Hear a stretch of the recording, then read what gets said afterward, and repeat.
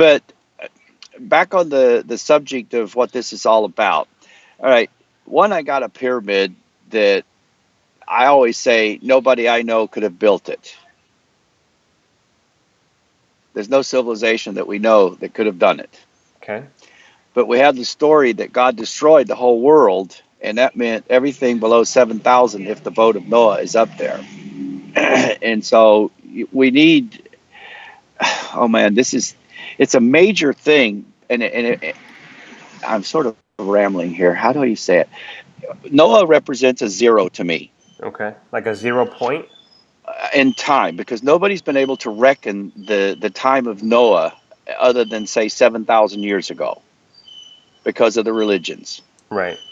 And the religions are relying on Genesis, which is really an old book that if you go back and you find the origins of the story, you've got the story of the flood in three different tablets that predates any of the Judaic Christian philosophy of the flood. Okay. So would that be like Sumerian or what? Yeah, but they're taking those back to 400,000 years, the time of Gilgamesh. How do All you know right, 400,000 years? because that's what they saying in the Zechariah Sitchin for the Anunnaki and Gilgamesh and that whole story in the Oh, the right. Yeah. Babylonian text, Okay. and those are before the Judaic Christian side. Right. So that story was already there before the Christians started putting it into their books. But then that the churches took anything that had to do with anything that was less or more than seven. I don't think they reckoned into the millions back then. They didn't quite do it. That day is 1,000, or one day of God's 1,000 years to man. That kind of thing. Mm-hmm.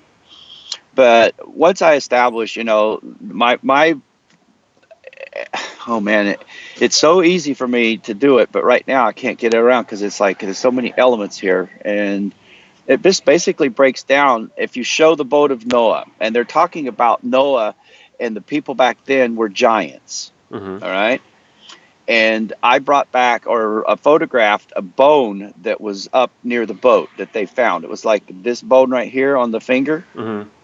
but it was like way up here, which meant that that was a hand of a big giant compared to the normal bones that we find. Right. All right. So I never really thought of Noah as being a giant. But when I looked at people walking around on that boat with the photographs, they're really small compared to the size of that boat. And then when I went out after like my last day there, they took me to where the stones that hung down from the boat, like anchors or ballast stones, Okay. as they came into this valley, there goes one, and there's 17 of them, and they have the hole in the stone, and these are like over 2,000 pounds a piece. Mm-hmm. They're huge, and I couldn't see a person that of regular strength, especially the women or 8 people on that boat. All the stories, they're like too much embellishment on an idea of a boat and surviving genetics through a flood. All right. If I keep it there, it doesn't have to be Noah, but the fact that that boat is up there, that means that everything was underwater below it. It had to be, or it couldn't have floated up that high. Mm-hmm. And then I brought back a piece of metal from the boat too. And that metal, if you go, they've already done analysis on it, and I know it, but it's iron that after all these years is still not rusted. Hmm. And we don't have iron like that today. But so the technology of the boat and looking at it and where it's been rebuilt, a lot of people already done that. But to me, to bring that story back up and then see, because it's a point where before the boat, what was the world like? And that's where we see all the ruins around the world, and they're all under mud. And even in South America, they're now doing ground penetration, and there's more below all of the structures that we see up there. We think it's really big, and what are these odd pieces? There's more down below, which is under the ocean. But once I get that piece in place, then you can tell history back before Noah, and that includes the pyramids, and that includes all the pyramids and their function as a global power system.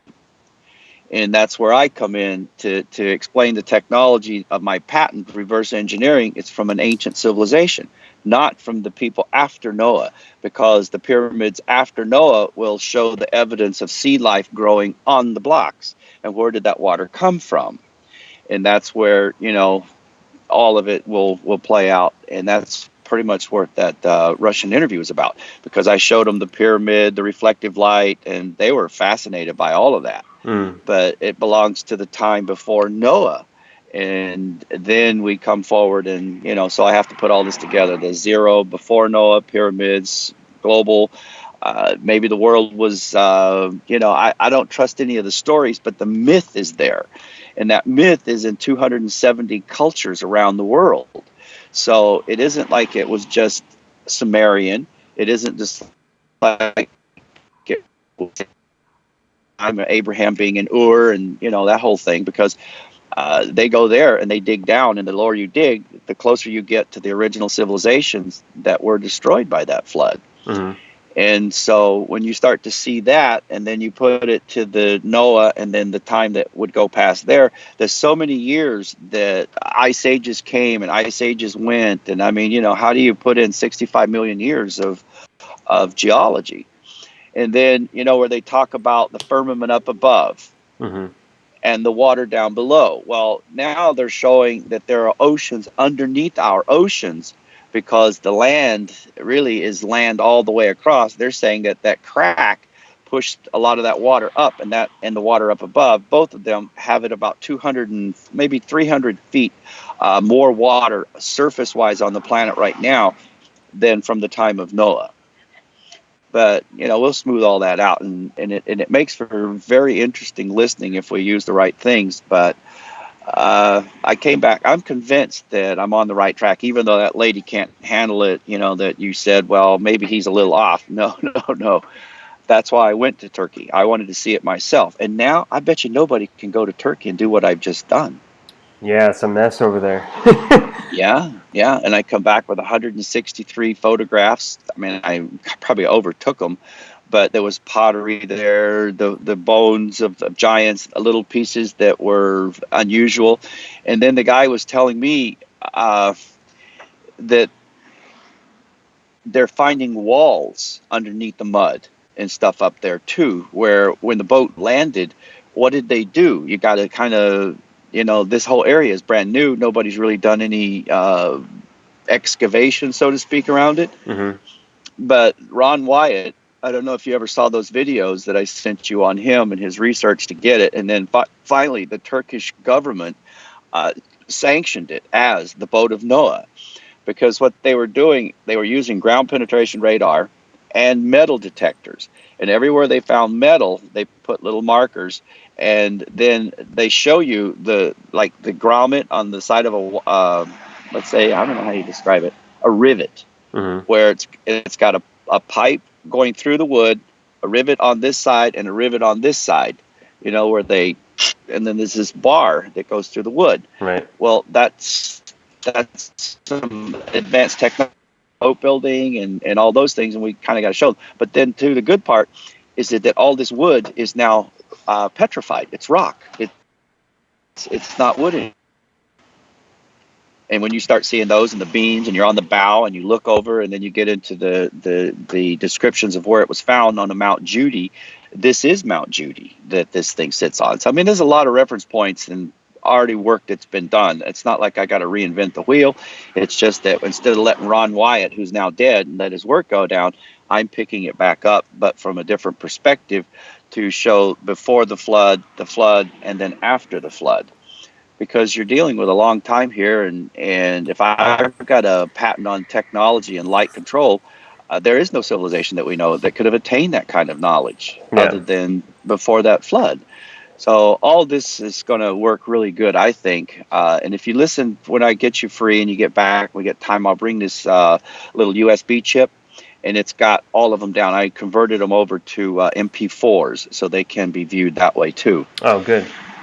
Yeah, but no, I need this piece to make it all make sense, because here I've got a pyramid that there's no civilization that I know of that could have done this. And the way I'm looking at things, I mean, I'm seeing these little coins now all over the world. They're not just related to Egypt, but they're related to that time before the flood.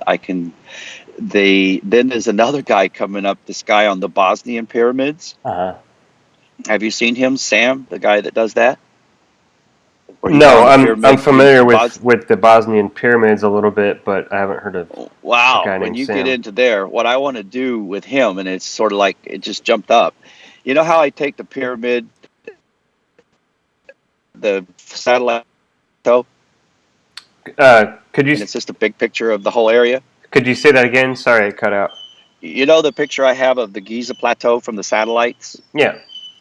And then I put a mirrored pyramid over one of the Great Pyramid, and then I show the light movement. Right. All right. The Bosnian pyramid, he's showing energy coming in from the pyramid going straight up. All right.